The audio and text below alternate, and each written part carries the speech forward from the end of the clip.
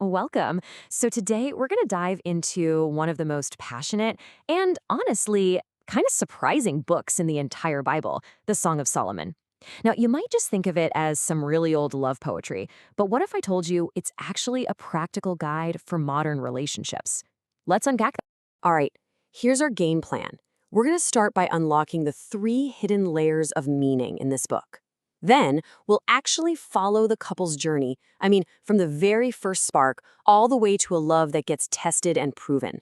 And finally, we'll see how this whole story points to something way, way bigger. And that really brings us to the core question for this whole explainer. Can this ancient, really fiery poem actually be a practical roadmap for love and marriage today, in the 21st century? I think the answer might surprise you. Okay, first things first. To really get this book, we have to understand that it's not one-dimensional. Our sources make it clear that it's meant to be read on three totally distinct levels. Think of it kind of like a three-layer cake. On the surface, the literal layer is just a beautiful, straightforward love story. You dig a little deeper to the moral layer, and you find this incredible blueprint for relationships. But that top layer, the spiritual one, that's where it becomes this powerful allegory for something so much bigger. And this is where that spiritual layer just clicks into place. This famous verse from the New Testament, it's like a key. It unlocks the idea that the intense, committed love we're reading about in the poem is actually a reflection of a much greater, divine love story.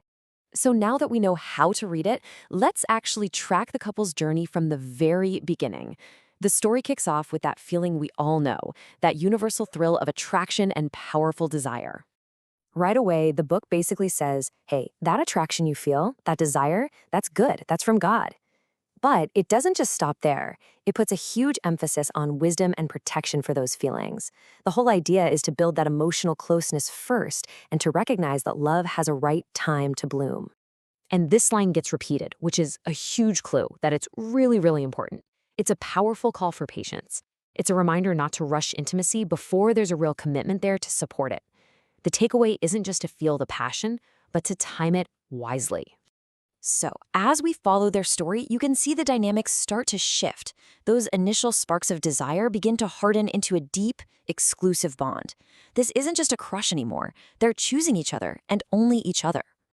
This right here, this is the core declaration of this whole stage. It's such a powerful statement of belonging and security. It goes way beyond just attraction, to this sense of a shared identity. It's the creation of a we that lays the entire foundation for marriage.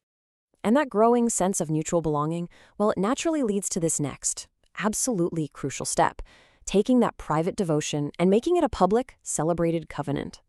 The wedding procession described in the book is a huge moment. It's not just a party. It marks the transition into a formal, binding promise that's honored by God and the whole community. This is the point where everything becomes official and permanent. And after the vows are made, the message is crystal clear. Honoring that covenant is what allows intimacy to be celebrated fully, with zero guilt. It's about consciously inviting God into the middle of the union, making that commitment the safe space where the relationship can really, truly flourish. But, and this is a big but, the story doesn't just fade to black with a happily ever after. It gets real. The book actually includes a scene of conflict, showing that even a relationship this passionate and this committed isn't imminent to misunderstandings and hurt. This verse, it just captures that painful moment perfectly, doesn't it? A little delay, a miscommunication, and suddenly there's a wall between them. It's such a relatable picture of how easily emotional distance can just creep into a relationship.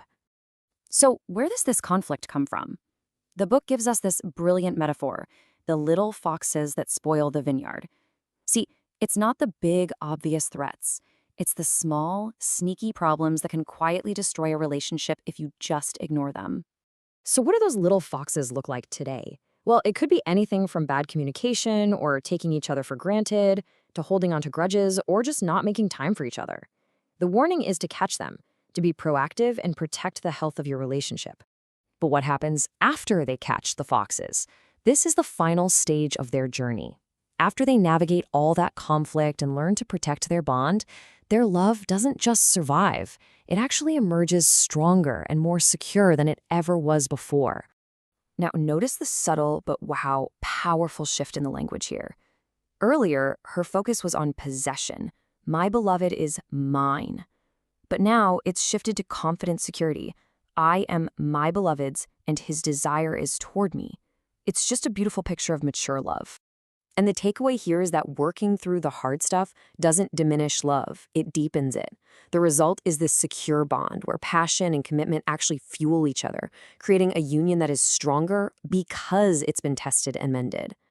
And this is the grand finale. A seal, back then, was a mark of permanent, unbreakable ownership. This is a declaration that their covenant love is meant to be as powerful and as enduring as death itself, an absolute, lifelong commitment. And that idea, a love that's strong as death, brings us to our final section. It's time to zoom out one last time and see the ultimate spiritual picture this entire story has been painting for us, that third layer we talked about right at the start. And here it is, the ultimate parallel. Every single element we've followed, the bride's longing, the groom's pursuit, that exclusive bond, the unbreakable covenant, it's all seen as a direct reflection of the spiritual love story between Christ and the church. So from that first spark of desire all the way to a lasting covenant, this ancient poem really does offer a timeless map for love. We'll end by turning its wisdom back to you with this question. What are the little foxes that might be sneaking into your own relationships? And what's one small step you can take this week to protect the love you value?